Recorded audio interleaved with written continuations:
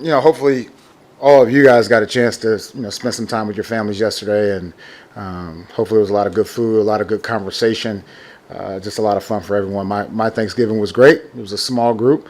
My brother flew up in town, and we just played some games and watched a lot of football, talked about a lot of football, and it was a good time. Family, we all have a lot to be thankful for, and I would say just health is one of those things that oftentimes like goes by the wayside. But I'm thankful for my family being healthy and the ones around me being healthy at this time. Fire away. When you're watching football on Thursday, on Thanksgiving, are you watching it as a coach, as a fan? Are you having a reaction as a critical perspective? Yeah, so when I watched those games, especially yesterday, I was watching it as a coach, just going through the different situations. I always think it's good to learn, from, just different philosophies and different things that happen throughout the game. So that's how I kind of watch it. But I started as a huge football fan, and I still remember watching, Bo Jackson and Barry Sanders. Barry Sanders on Thanksgiving was just like one of those things everyone was always ready for. And look, the Lions, they don't have Barry Sanders, but they have a good team. So, like, you take plays that happen around the league and show them to your players. We do. And I was thinking yesterday, obviously everyone talking about the way the Bears managed the end of that game. Do you do the same thing for yourself as a coach? And what does that look like? Yeah, 100%. As that game went on, I actually called Evan, and we were just talking through like that situation. It was great, great conversation. And oftentimes it's easy to second guess and look back on those decisions that are made and say, well, that's crazy. But for me, it's just one of those, another opportunity to be a better head football coach. So you called him after the game? It was like right after the situation that happened. Okay. Yeah, so I called him right after that. Like, man, I'm not going to get into that whole world, but I probably would have handled it a little bit differently. But again, easy for me to say, just sitting right here. Is Evan like your Ernie Adams? I don't want to get into comparisons, but we spend a lot of time talking about situational football and things like that. And as a head coach on the field, there's a lot going on. Whether it's people talking to you through your headset and all that stuff, I think it's good that you have a separate channel where it's just the two of us on there really discussing and staying ahead of the game, talking about different situations and how to approach those. You thinking Cole back on the available to play on Sunday, or you think too early to know on that? No, Cole won't play this Sunday. No.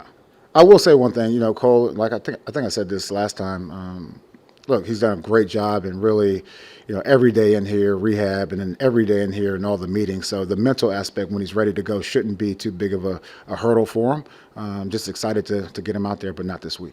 Do you anticipate Cole being activated at the end of the 21-day window? I anticipate Cole playing football for us this year. And then just sticking on the offensive line with City, just given your situation at tackle, is it just better to rep him at tackle right now and give him time there? Yeah, 100%. And when you rep him at tackle, like hopefully he doesn't forget how to play guard as well, because we need that versatility. You only carry 8, maybe 9 offensive linemen to the game, so everyone can't. So everyone has to be versatile enough to slide inside the outside or outside the inside. How's Jabril's work been over the course of the week? Is he trending toward playing on Sunday? Yeah, the thing I'll say, it's probably too early to tell about Sunday. Today's a big day for him. It's a big day for all of us, but he looks good. What have you seen from Leighton Robinson in his transition over to left guard? Yeah, Leighton, I think it started off, we started to put him in there on the show team at different spots just to become just an overall better football player. With that being said, he's doing a good job for us. Look, this guy's strong, and he just has to see the same picture that everyone else sees and go out there and execute. But he definitely has talent to be a starter in this league. So you guys released Michael Jordan this week. So you brought him back today. Would you start a different left guard on Sunday? Because obviously you still could elevate him. That's right, yeah. Michael Jordan still has that one elevation left, and we'll get through today and make that decision tomorrow.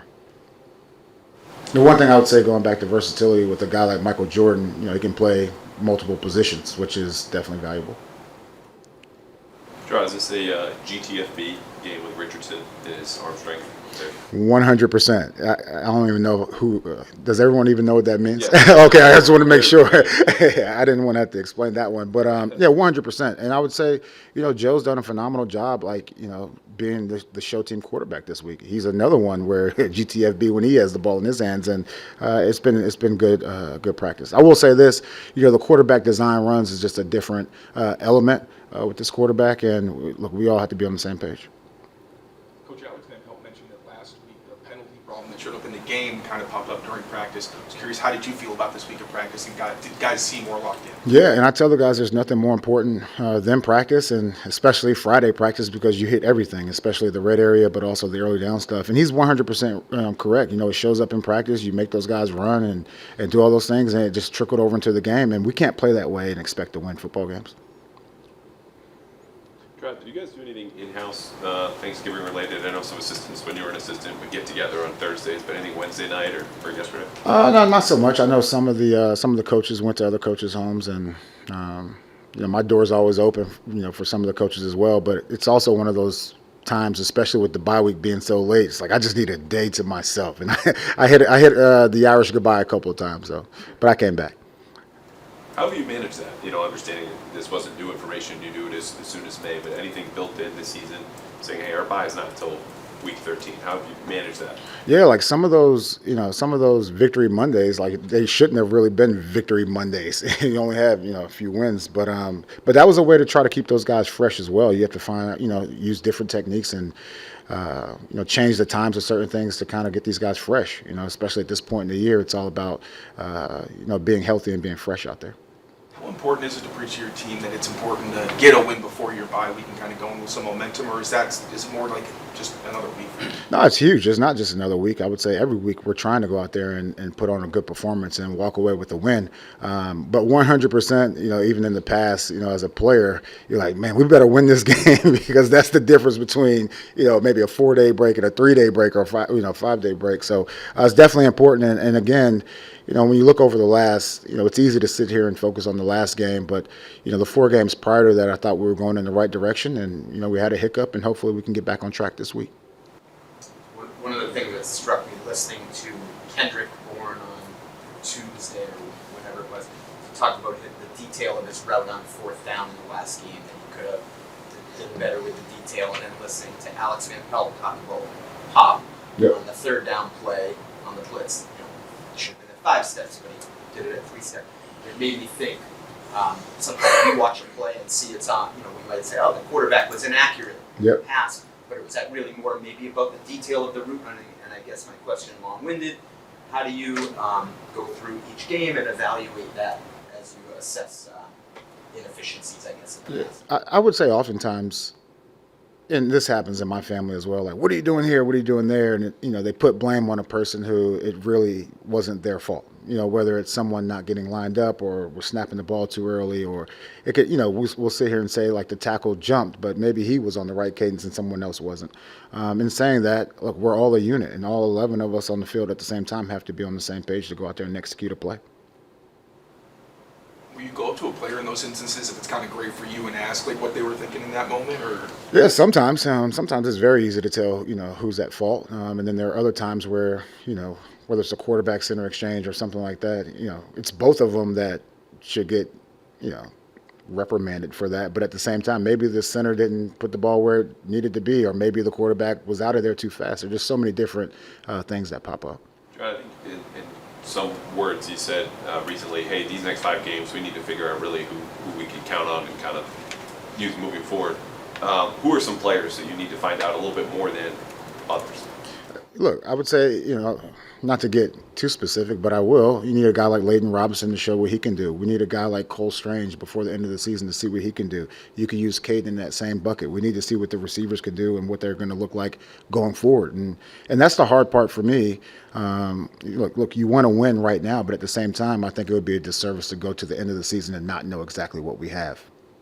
You guys have released a handful of players who have either started or played a lot of snaps, and how much of those decisions factor into what you just said, trying to give some of these younger guys a chance? Yeah, I would say a few of them. I don't want to get into specifics, but definitely a few for sure. Yeah, it's a little softer, but the Mike Haas, Mike Cleats week. Any thoughts on that? And I don't think you're doing anything specific. No, I think it's a great program. I think with our platform, win, lose, or draw, we always need to give back to the community, and I appreciate all the guys that participate in that.